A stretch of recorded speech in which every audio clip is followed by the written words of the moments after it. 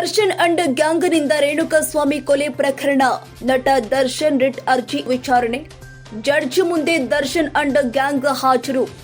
ಸದ್ಯ ದರ್ಶನ್ ಹಾಗೂ ಆತನ ಸಹಚರರು ನ್ಯಾಯಾಂಗ ಬಂಧನದಲ್ಲಿ ಇದ್ದಾರೆ. ನ್ಯಾಯಾಂಗ ಬಂಧನದ ಅವಧಿ ಪೂರ್ಣಗೊಳ್ಳುತ್ತೆ. ಮನೆಯಿಂದ ಊಟ, ಹಾಸಿಗೆ, ಪುಸ್ತಕ ಕೋರಿ ರಿಟ್ ವಿಚಾರ. ಜೈಲು ಅಧಿಕಾರಿಗಳಿಗೆ ನಿರ್ದೇಶನ ಕೋರಿದ್ದ ರಿಟ್ ಅರ್ಜಿ. ಜೈಲು ಕೈಪಿಡಿಯಲ್ಲಿ ಮನೆ ಊಟದ ಬಗ್ಗೆ ನಿಯಮವಿದೆಯಾ? ಖೈದಿಗಳಿಗಿರುವ ಕಾನೂನು ಈ ಬಗ್ಗೆ ಏನು ಹೇಳುತ್ತೆ? ತನಿಖಾಧಿಕಾರಿಗಳು ಜೈಲು ಅಧಿಕಾರಿಗಳಿಗೆ ಹೈಕೋರ್ಟ್ ನೋಟಿಸ್ ಜಾರಿ ಮಾಡಿತ್ತು. ಜೈಲಿನ ವೈದ್ಯರಿಗೆ ನ್ಯಾಯಾಲಯ ಸೂಚನೆ ಕೊಟ್ಟಿತ್ತು. ವೈದ್ಯರು ನೀಡುವ ವರದಿಯ ಆಧಾರದ ಮೇಲೆ ದರ್ಶನ್ಗೆ ಮನೆ ಊಟ ತರಿಸಲು ಕೋರ್ಟ್ ಅನುಮತಿ ನೀಡುತ್ತಾ ಎಂಬ ಕೌತುಕ ಮೂಡಿದೆ.